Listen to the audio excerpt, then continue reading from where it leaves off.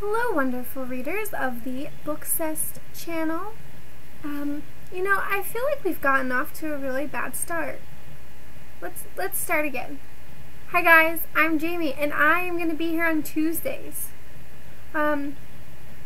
Unfortunately, and I guess fortunately for me, summer is just honestly so busy for me. I hate being inside when it's nice out, and I literally will go outside and do anything that I can outside just so I don't have to be inside. So that fact, coupled with the fact that I work full-time and I have a boyfriend, well, soon-to-be fiance, which you can read about in my blog, which I'll link down there. Yeah, so basically the last 2 weeks I was on vacation. I did a bookshelf tour before I left, but I couldn't get it to upload where we were staying, so I just didn't have that, and what else? And I've had some computer issues. See, that things are going to be a lot better, and I'll have more time once the summer is over. I won't want to go outside anymore because I hate the cold. So you'll be seeing a lot more of me. So today I'm going to be talking about the dystopia genre. So our topic this week is different trends in literature, and I am so excited to be talking about this one because it's one of my new favorites. Although I guess it's not really new favorite because The Giver, one of my all-time favorite books as a child, I literally read that book 20 times, I think, in my life. And so that's a dystopian novel. And I didn't even know that when I read it, but I loved it. The thing I love about the dystopian genre is that there are just so many possibilities. Honestly. I mean, think about all the different dystopian novels that you've read. They're all so different.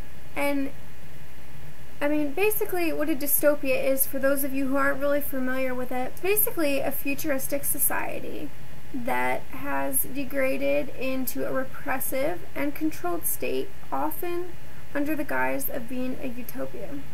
So basically, these people in this society in the future, they look like us, they act like us, their society is so familiar to us, but then there's other things that are just so different. And the thing that, like I was saying, that I really love about the dystopian genre and this trend is that there's so many possibilities.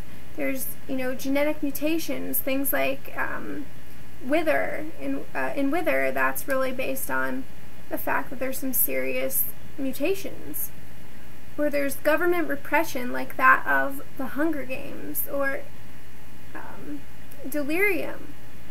But there's often closed societies like that of The Giver, or in a way, Never Let Me Go. Like, it just excites me every time I hear about a new dystopian novel, because I feel like there's just so much more to add to it. Now, don't get me wrong, dystopian trend is not new by any means. It's really been wildly popular in the past couple years in the young adult world, but there's a lot of really good classics that have the same dystopian label attached to it. Brave New World, 1984, Handmaid's Tale, The Giver, like I said before. This is a trend that really has some great classic literature to be inspired from and to really understand the makings of a good dystopian.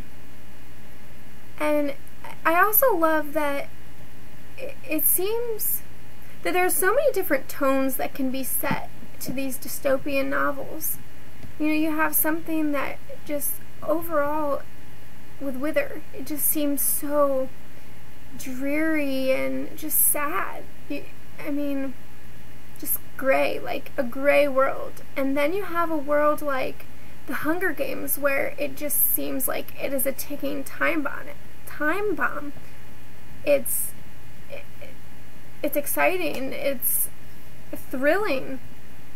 And then you have something like Bumped, where it is a complete satire, and it's hilarious and goofy, and it doesn't have the same tone at the same time, some of the things she's talking about are really serious, but it's done in a very lighthearted way. Another thing I really enjoy about the trend is that some of my favorite characters have emerged from these books, and I think that the dystopian society, you know, when you have a government oppressing you, people telling you how to live, or how to think, how to act, or when a character recognizes that something just isn't right, there's this potential for some very, very strong, kick-ass characters, and I love that. There's just something about reading a book where, you know, a character really stands up for themselves and realizes that maybe what society is telling them is not necessarily what's in their best interest or in the people's best interest. I think I'm so drawn to the dystopian genre also because you feel as though you can understand it. It's such a fine line between contemporary and paranormal, and I think that's why I first started reading it when I wasn't really into paranormal, is because it felt like my world, but not at all, if that makes sense. It gets you out of what you know into something that is really quite scary and quite foreign to us.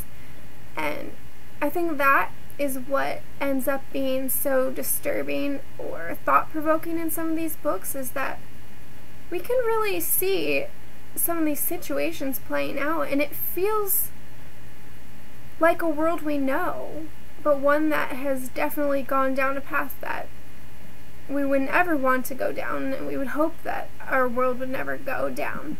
Some of my favorite dystopian novels are The Hunger Games, The Giver, Never Let Me Go, Bumped, Delirium, Wither, 1984, as well as The Uglies.